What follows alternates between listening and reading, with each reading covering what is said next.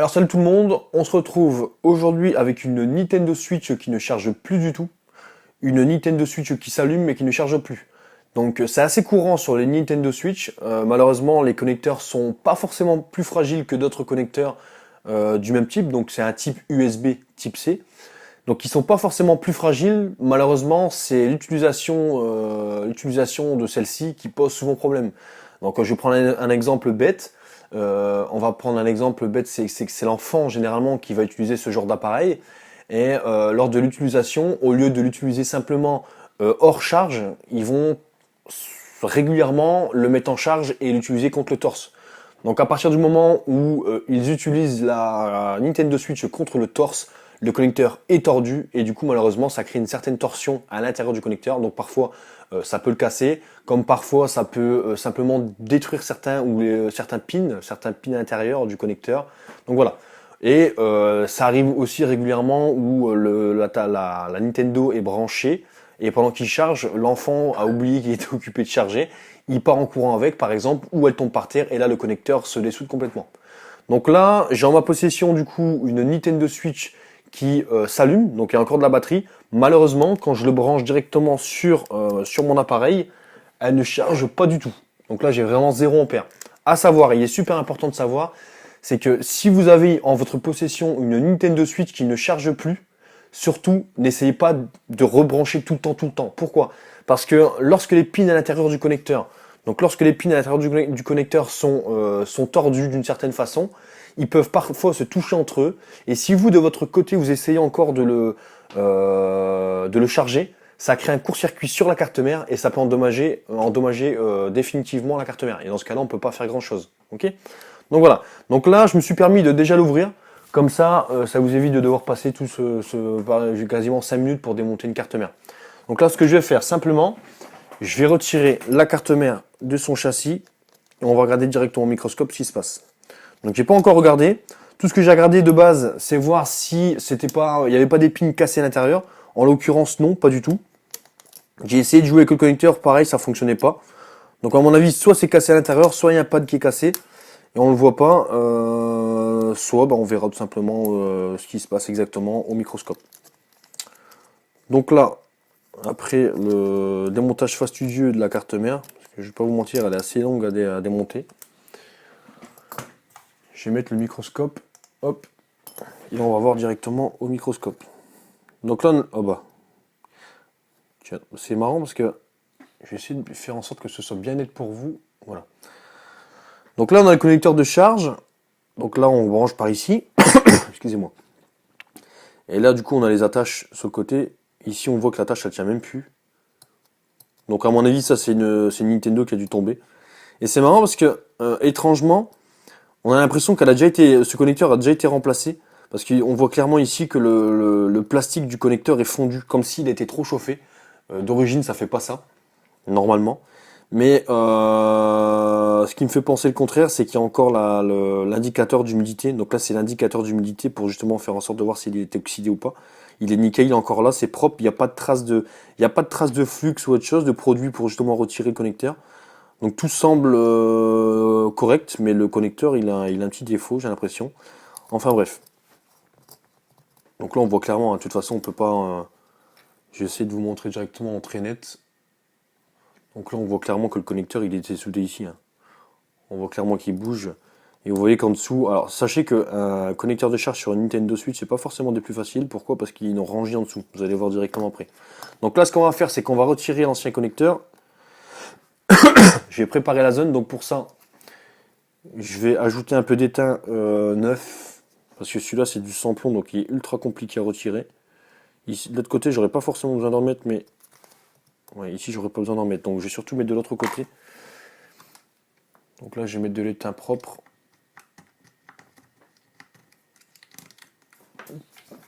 Bon, c'est des interventions assez simples. Malheureusement, comme je vous ai dit, hein, comme ils ont souvent tendance à essayer de toujours le connecter, malgré le fait qu'il soit cassé, qu'il ne fonctionne plus, parfois ça peut rendre l'intervention beaucoup plus compliquée, parfois même irréparable. Donc bon, là en l'occurrence, à mon avis, ça ira parce qu'elle démarre toujours la Switch. Donc, ce qui prouve bien qu'il n'y a pas forcément de graves problèmes. Oh bah, à mon avis, je pourrais même retirer le connecteur comme ça. Vu comment il est parti. Oui, j'ai même pas besoin de forcer dessus. Le connecteur part tout seul. Je vais essayer de le retirer là aussi. En espérant qu'en dessous, il n'y a pas de pas d'arraché.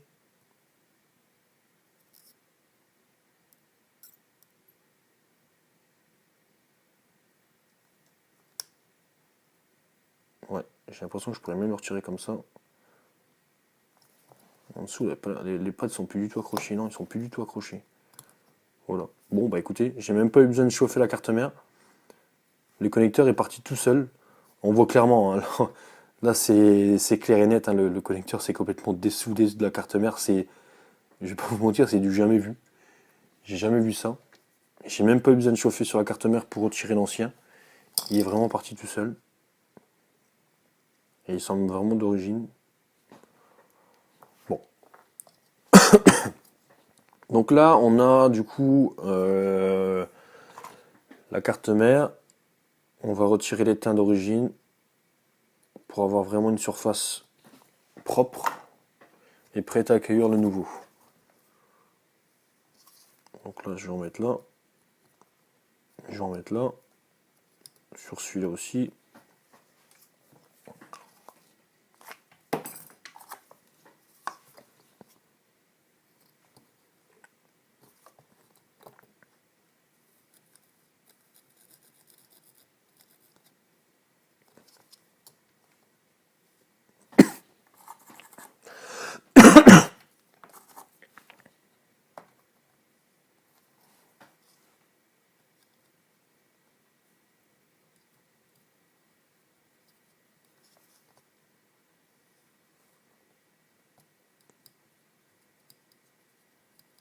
Voilà.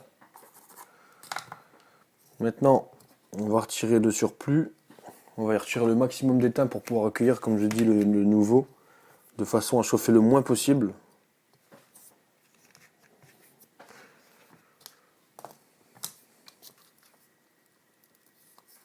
Voilà. Donc là, on utilise de la tresse à dessouder avec de la résine de flux justement pour retirer le maximum. Bon, à mon avis, l'ancien, on aura du mal à retirer. Voilà, quoique. Là, ça m'a l'air d'aller.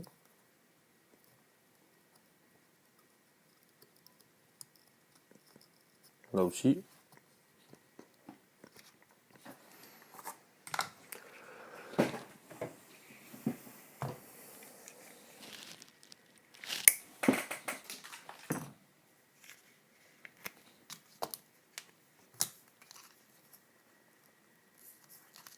On sent en ce moment, c'est des interventions assez courantes.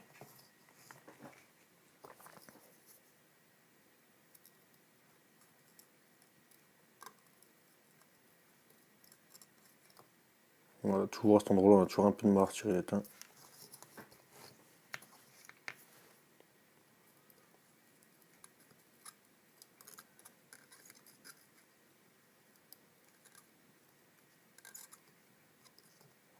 Donc là, c'est pas grave, à ce moment-là, on va mettre de l'étain neuf devant et derrière.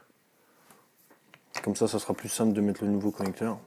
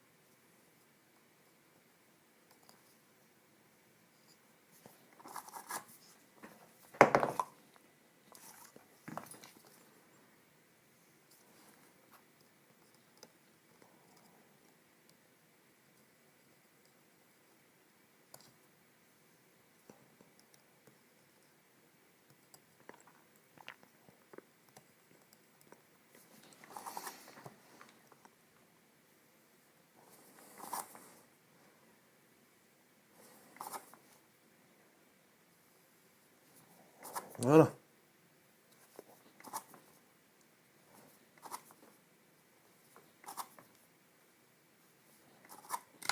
Donc là, on va retirer encore une fois.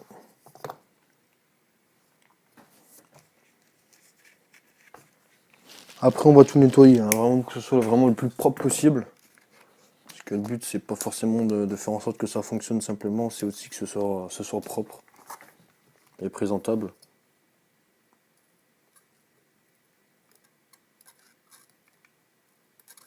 Voilà. Donc même si on reste un petit peu, c'est pas forcément grave.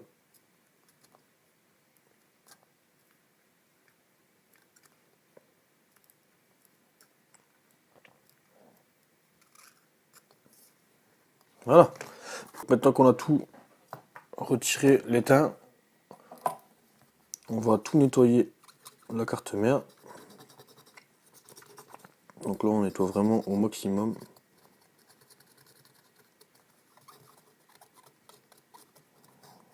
Vraiment pour avoir vraiment quelque chose de très propre. Le but, c'est de faire un travail propre, hein, et pas qu'un travail fonctionnel. Et là, on va préparer les pads pour accueillir le nouveau connecteur.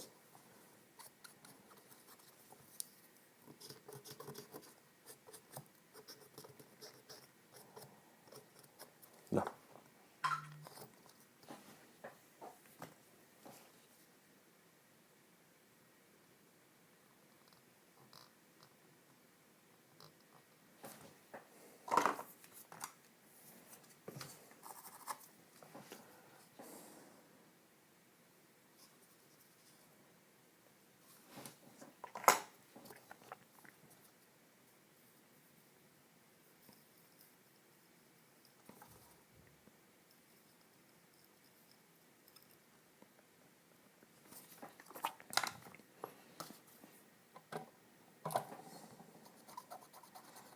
Donc là, ça c'est prêt.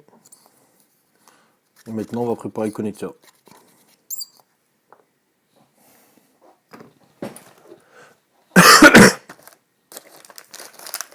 Donc les connecteurs, il y a plein de types, hein, de qualité. Il y a des bonnes, moins bonnes qualités, c'est comme tout. Maintenant, le tout, c'est de trouver ce qui vous plaît, ce qui vous semble le plus résistant. Pour nous aider à la soudure, c'est de relever un peu cela. Donc on va les relever.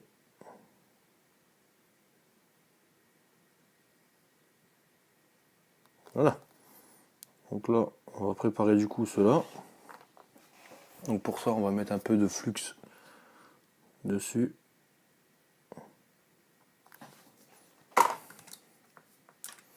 On va mettre un peu d'étain.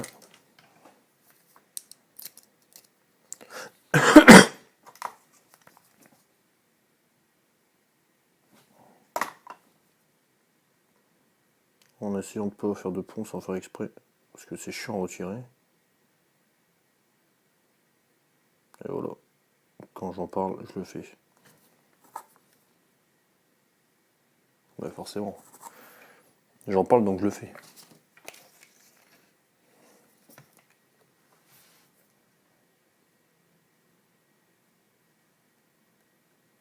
Voilà.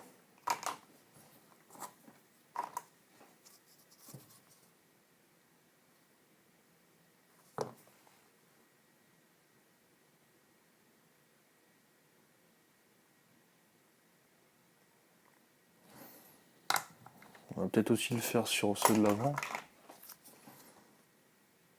Donc ceux-là, c'est ceux qui sont visibles, ceux que je vais m'occuper là maintenant. Donc ceux-là, ça peut aller encore s'ils prennent pas bien. Mais bon, on va faire en dessous, on va préparer en dessous, comme ça quand ils vont prendre, au moins on sera sûr. Donc là, le connecteur il est prêt. Et là, du coup, le but, c'est que tout se soude correctement. Donc pour ça, on va bien mettre du flux. On va poser le connecteur. On va le positionner. De toute façon, on pourra le remettre après.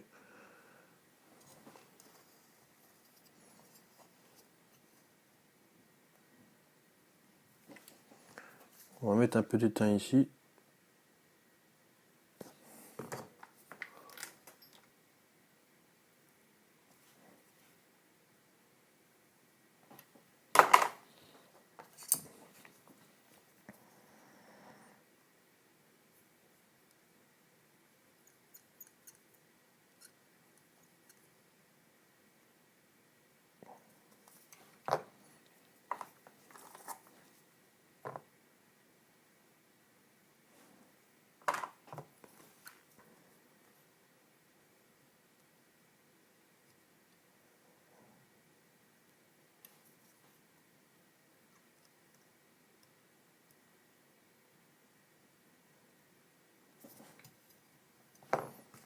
Et maintenant, du coup, ce qu'on va faire, c'est que pour que tous les pads prennent en dessous, on va simplement chauffer.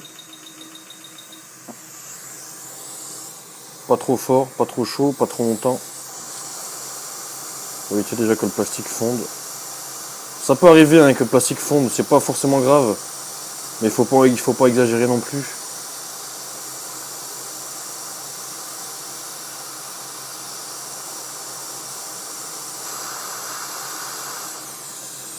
Voilà.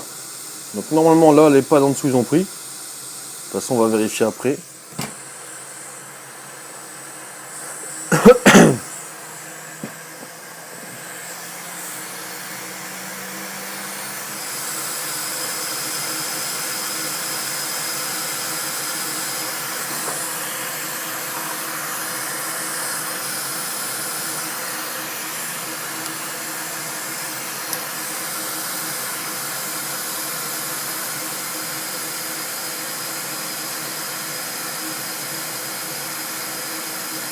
Je vais au moins les accrocher pour l'instant pour éviter que ça bouge trop et que ça tire trop sur les connecteurs.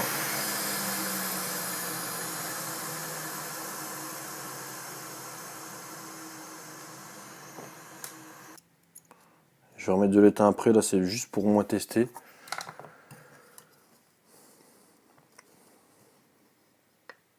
Donc j'ai l'impression que ceux-là du fond ils ont bien pris. Ouais.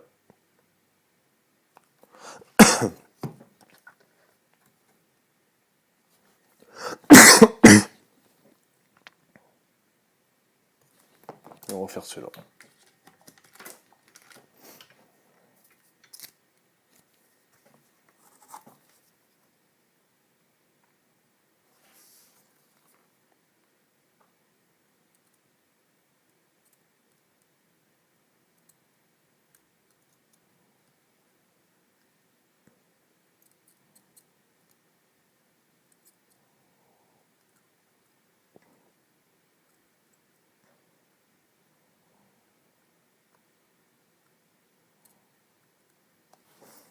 Voilà. Je vais nettoyer un petit coup et on va tester.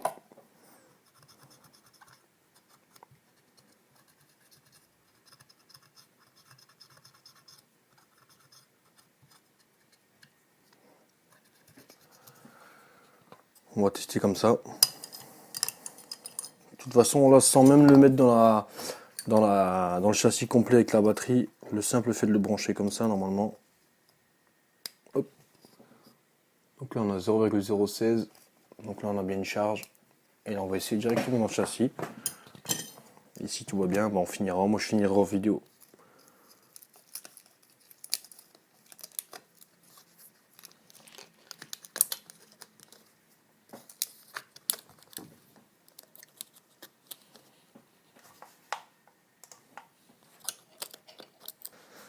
Et là, du coup, on sera fixé tout de suite s'il charge, comme elle a déjà de la batterie. Voilà. Donc là, on voit clairement qu'on a une charge. Je vais le démarrer. On a une charge à 1,11 ampères. Donc avec un petit chargeur correct.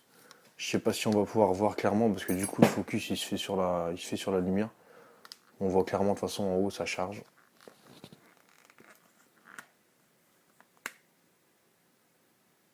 Voilà. La batterie est en charge donc tout va bien. Donc voilà. Donc ça c'est des pannes assez courantes en ce moment sur les Nintendo Switch. Donc si vous avez une Nintendo justement avec ce problème là, n'hésitez pas. Si elle charge pas, si elle s'allume pas, si elle est tombée dans l'eau malheureusement. Donc voilà, donc tout ça c'est réparable chez Smart Pro, il suffit simplement de nous contacter du coup si cette vidéo est postée sur YouTube, d'aller directement dans la description et d'aller sur notre page Facebook. Et à ce moment-là on pourra vous donner les informations nécessaires. Donc à savoir qu'on fait ça sur du national, donc on peut réceptionner les colis de partout en France pour s'occuper de ça de façon le plus rapide possible. Généralement il faut compter entre 24-48 heures sur du local. Et dès qu'il y a de l'envoi, il faut compter entre une semaine et une semaine et demie. Voilà. Donc n'hésitez pas et mettez un petit j'aime si nécessaire. Merci.